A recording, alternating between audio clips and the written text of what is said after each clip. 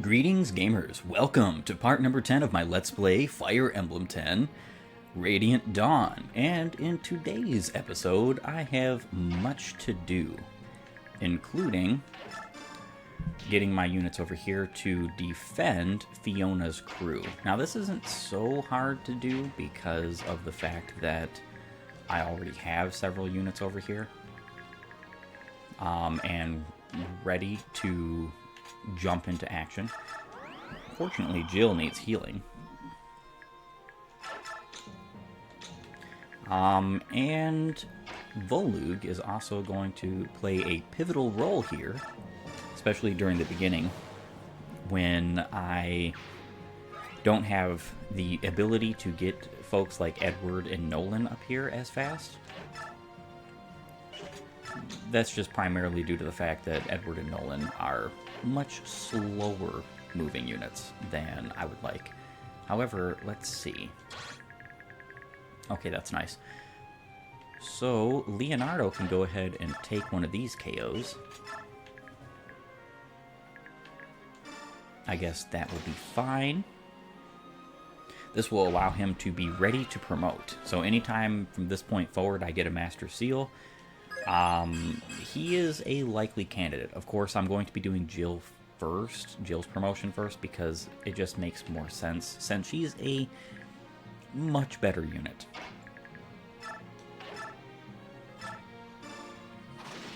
But I do like having Leonardo for specific points in the Dawn Brigade arc. He's actually quite good.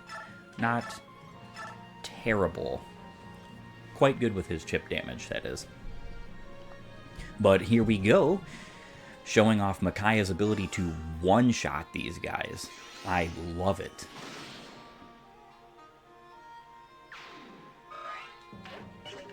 Absolutely love it. Move up Tauroneo as much as possible.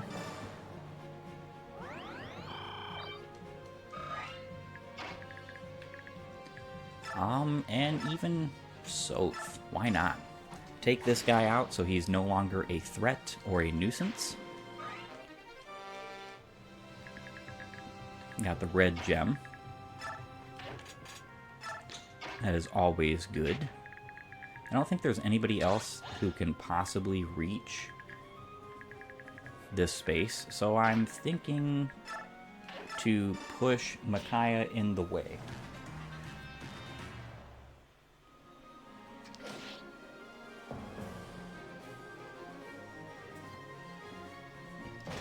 And, of course, the Begnion soldiers are going to take out as many of the Murado Knights as possible. Ooh. That's actually kind of a shame. And I say that because I'm pretty sure you get bonus experience points for keeping those guys alive.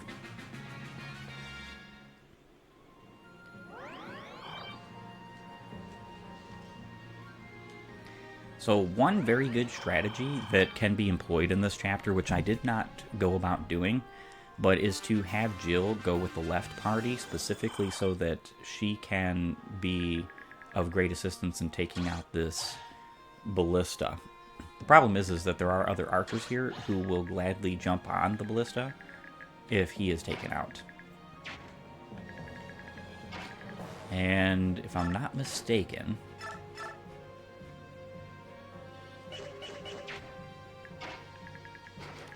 I'm going to put you here, just because I don't want Soph to take the retaliations.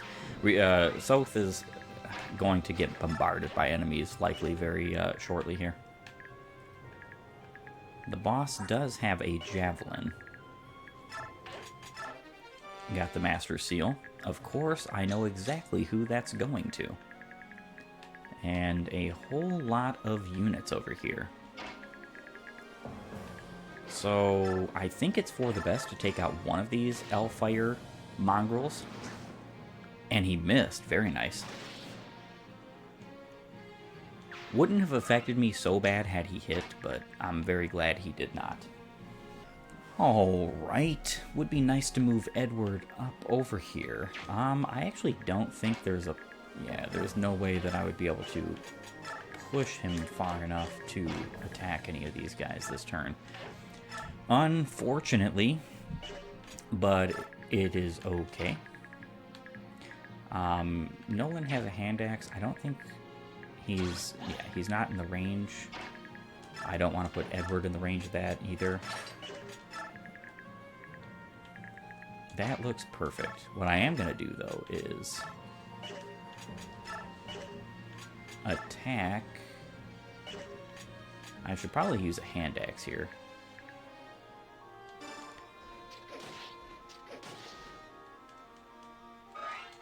Alright, that way, all three of my units over here have range, who would be able to retaliate, which is awesome.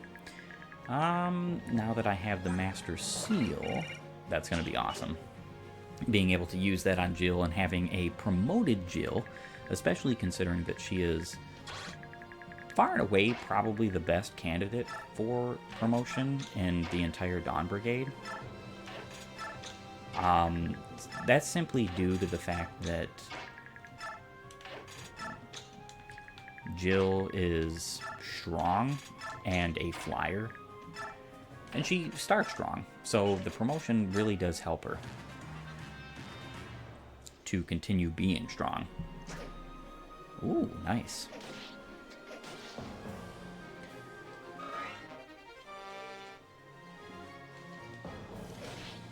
Yeah, she had to dodge at least one of these guys, which is a good thing she did dodge, but I didn't figure that all three of them were going to attack her. Especially because I put the one down low in health, attacking him. The steel bow was probably the most powerful of the three. I didn't bother checking, but likely, you know.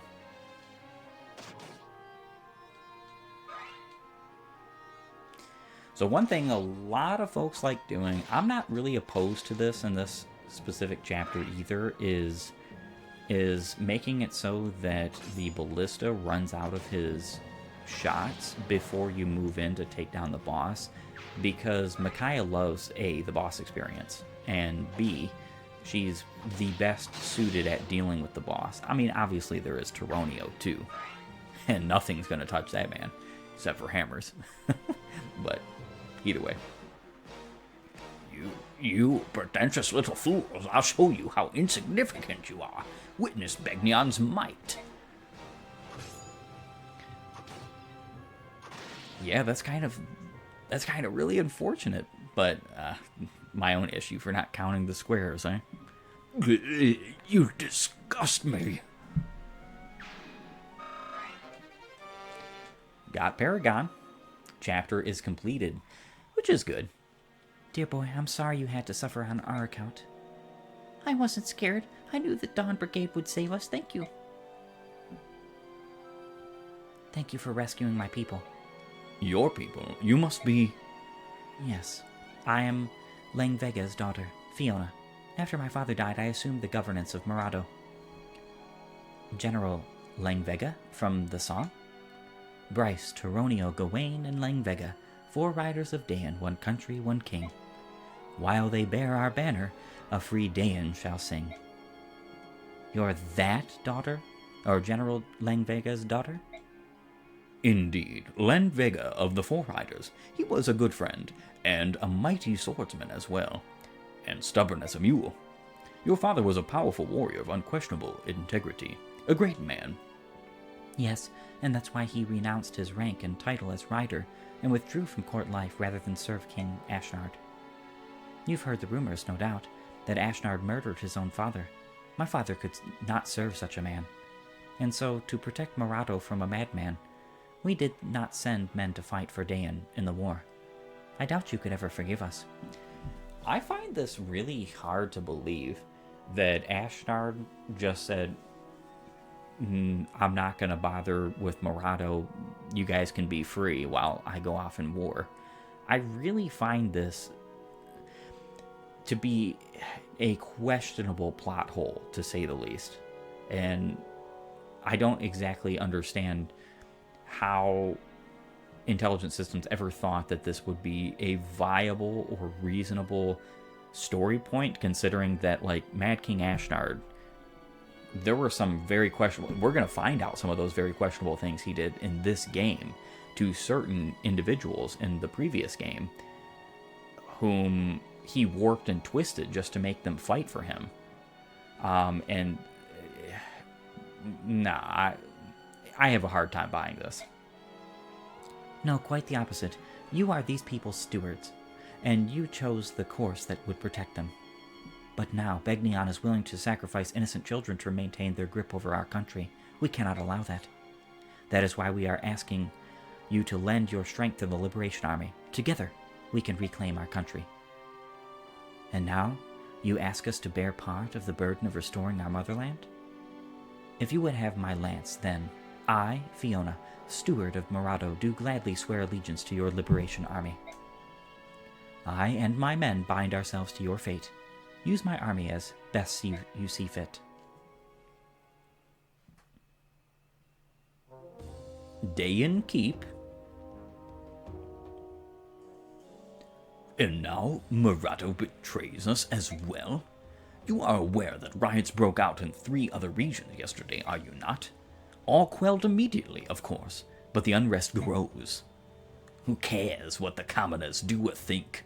Does the shepherd fuss when his sheep butt their heads against the fence post?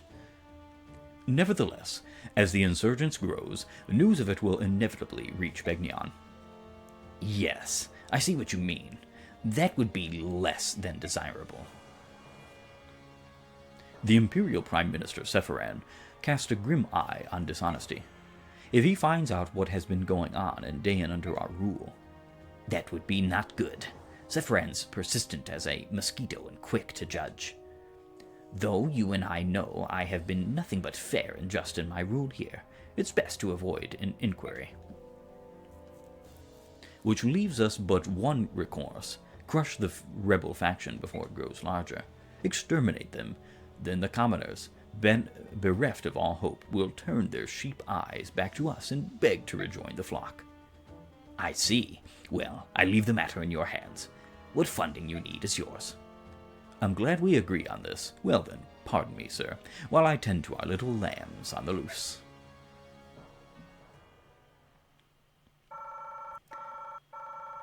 Very, very nice experience points. This is a mountain sum. Granted, on difficult mode, this will only provide maybe 10 levels max to non-promoted units. So that's not really that great considering, because the scaling of experience points is kind of strange in this game. Bonus experience points doesn't exactly work like straight experience points numerically. But still, this will come in handy later on, especially when I have units specifically I want to use for this matter. Love the breakdown of it too. Clear bonus, turn bonus, Morado army survived. Unfortunate that I did not allow the whole thing to survive. Prisoner survived. Friendly army fought. I'm pretty sure I would have gotten 1,000 experience points from prisoner survived had I had that one survive, and 1,500 if the whole Morado army survived. Not too sure on that, but that is what I'm looking at.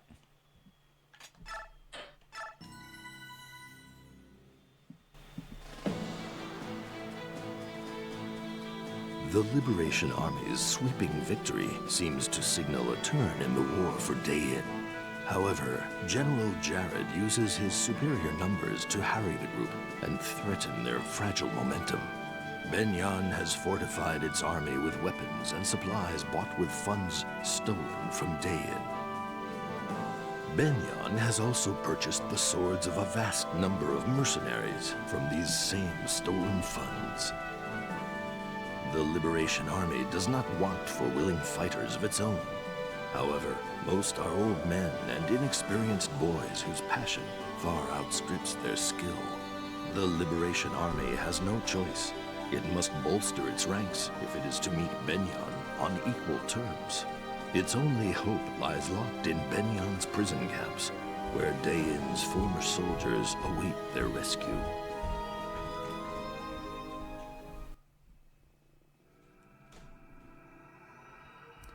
Chapter 7, A Gathering Hope.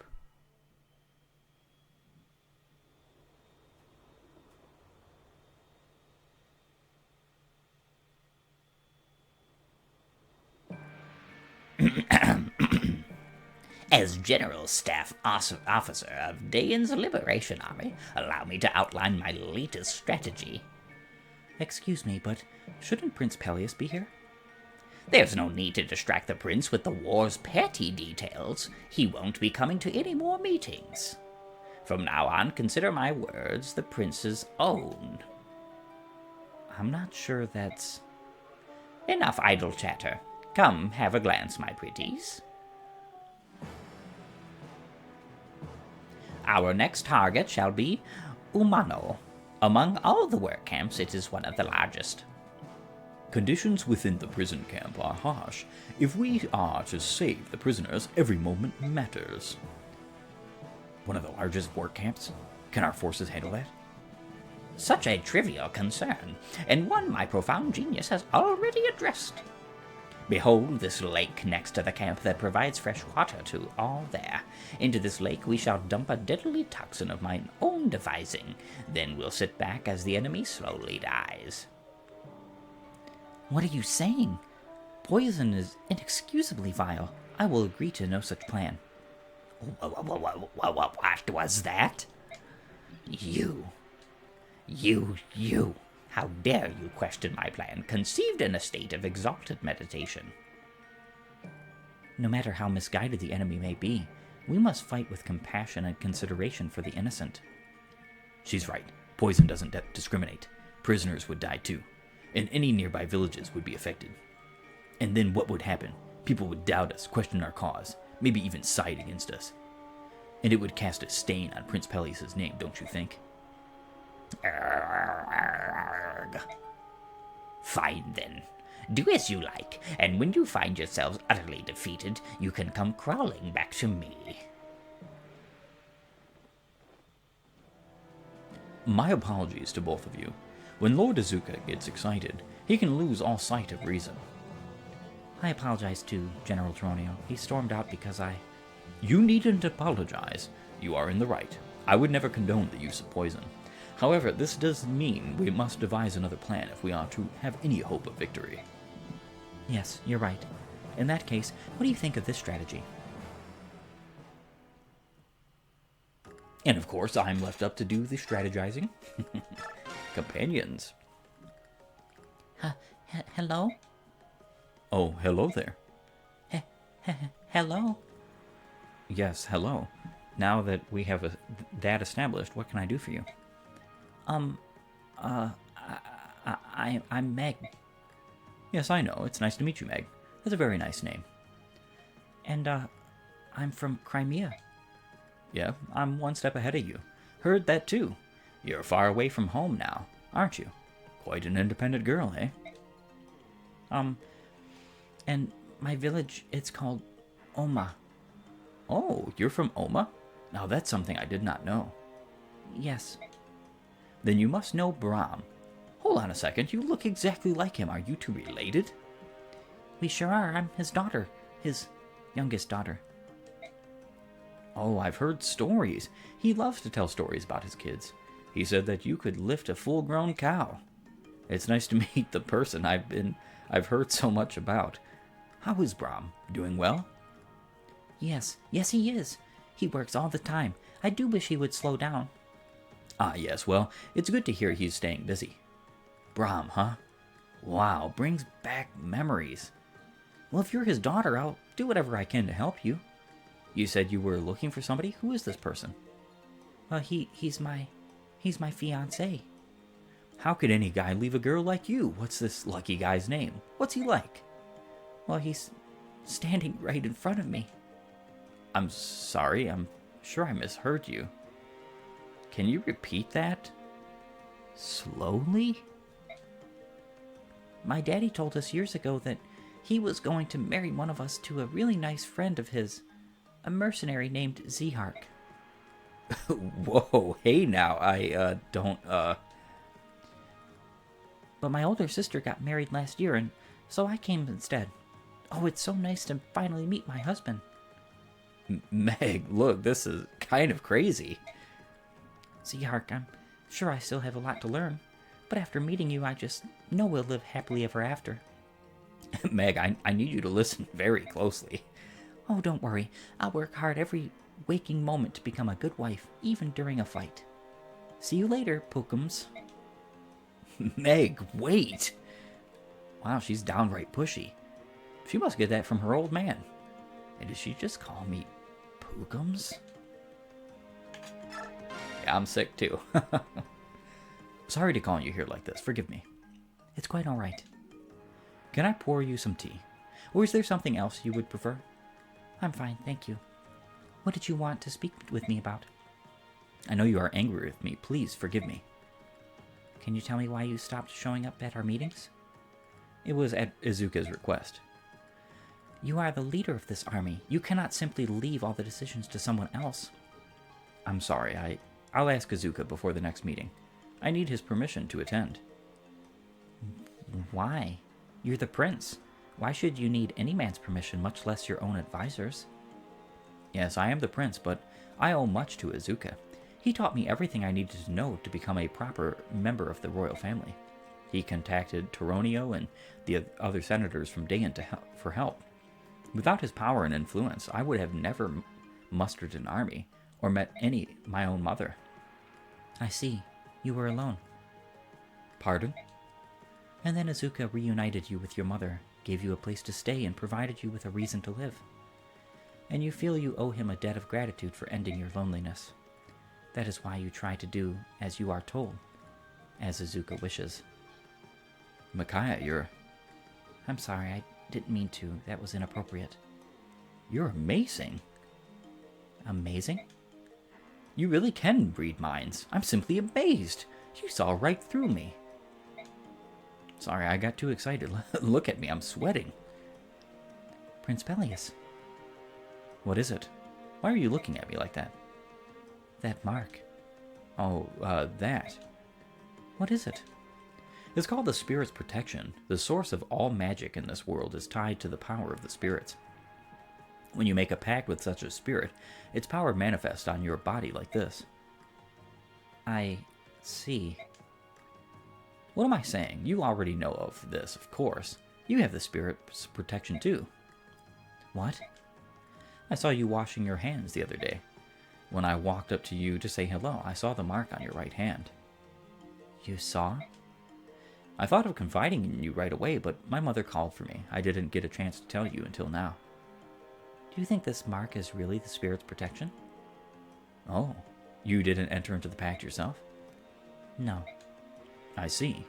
So it must have been the spirit who wished to make a pact with you. Pardon?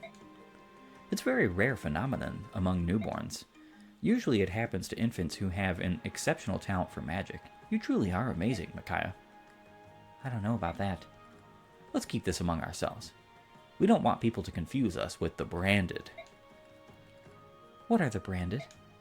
I'm pretty sure it refers to the Bjork who have Legu's blood in their veins. I know, it's hard to imagine someone with the blood of a subhuman running through their veins, but anyway, I've been terribly mistreated by people who thought I was one of the branded. Micaiah? Oh, sorry, I think I understand more about you now, and about the marks we share. I'm glad I was able to tell you. I'm surprised you didn't know. Come talk to me again sometime. Certainly. Oh, I almost forgot. Here, I wanted you to have this. What is it? It's the splendid sword I recently acquired. It gives its wielder the upper hand in battle. Keep it or give it to whomever you like. Shouldn't you give it to the soldier you deem most worthy?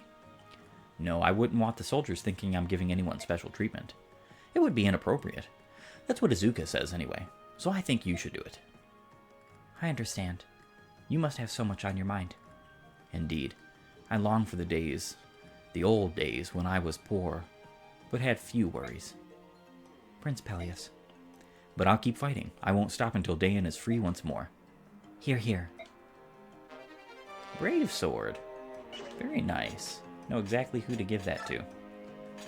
Support, support, support. Yeah, they cannot increase in support yet. Neither can Nolan or Edward.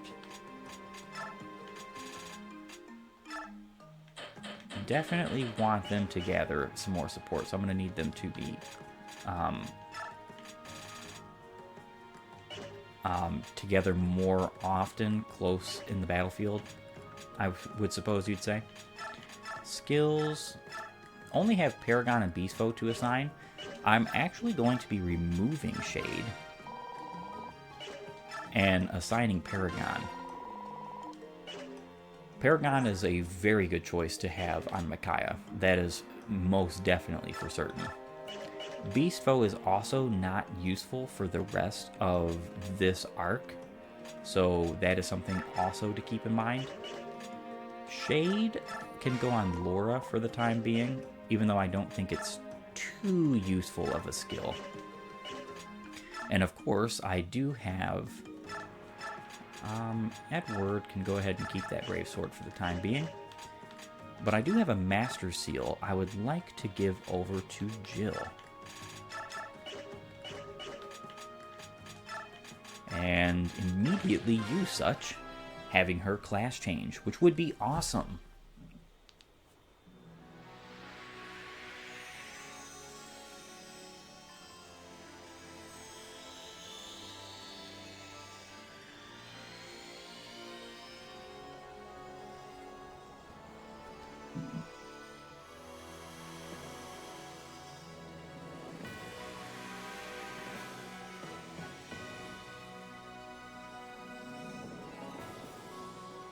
And Jill turns from a Draco Knight to a Draco Master. Pretty good bonuses, +2s to a lot of her offensive stats. Always appreciated, especially that resistance. She desperately needs some good old resistance. She doesn't really have a good growth in it either, which is kind of unfortunate. Aside from that, I do think what I want to do is give Micaiah this Seraph Robe. She is going to need the HP, sorely, I can promise. I was also thinking about giving her the Draco Shield, but I don't think it would be that impactful considering. Though, I do have a new unit to speak of. Her name is Fiona. She is a Lance Knight. Level 9 with barely better than level 1 bases. She does have some interesting quirks about her considering, like for instance her magic and her resistance. Pretty close to maximum, and that's about the best thing you can say about her immediately from her statistics. Her growths are interesting and pretty good though.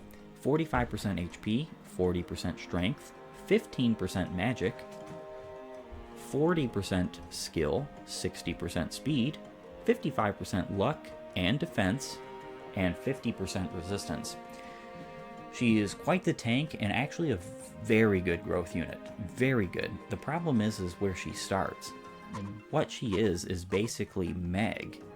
I mean, literally Meg. And Meg is a level 3. And Fiona joined several chapters after her. That's kind of very unfortunate. The only real saving grace about this unit is that she is mounted, so she doesn't have to worry about being dismounted and slow like an armored sword is. Now she comes with a C rank and lance, which is pretty good, all things considered. And she also comes with 2 skills that take up none of her capacity, that being Imbue, restores HP equal to this unit's magic power each turn. This is incredible. This skill is one thing that definitely salvages her for solo combat if you are to use her, but you can't take it off because Imbue is a heavy capacity skill. Now she also comes with Savior, which eliminates skill and speed penalties for carrying a Traveler. There is a really cheesy strategy you can do with her, which is to get her an A support with somebody and then have her rescue that unit, especially a non-combative unit, so that she's constantly getting that A support regardless of where she goes, plus she's going to get healing. At this current moment, she's going to get 6 healing per turn, which is actually not that useful right now because she is so desperately weak that there is no chance that that's really going to save her. Her speed is pathetic, her strength is pathetic. But again, like I said, she's actually a pretty decent growth unit. Now, all things considered, I would intend on using her in the sense that just having like an extra unit. However, I am going to be taking these things off of her immediately and giving them to somebody else. So can go ahead and use that imbue, because that will allow him to have 5 healing a turn, which isn't great, but it is certainly better than nothing. Savior is also not really a skill that I find super useful on the majority of units that I would have. It's probably best to leave on Fiona for the time, but it's honestly of no point because I don't foresee myself using her to any kind of serious capacity. With that being said, however, I think this is a perfect time and opportunity for me to bid my farewells. I want to thank you for joining me. It's been an interesting episode, and a little bit of lore here and there, some of it which I don't necessarily agree with. I do actually appreciate the fact that Numida and Jared were discussing that Begnion doesn't actually know about the affairs of state that are going on in Dayan and how trashed it's become because of their involvement in destroying the country, basically. So a little bit of lore there that I appreciate, because it is showing forth that this isn't really the will of Begnion to be breaking Dayan like this. More or less, it's just these evil doers that are doing it. So I do like that. But if you like my content, please upvote and follow, or like and subscribe depending on your platform. And while you're at it, have a great and glorious day gaming.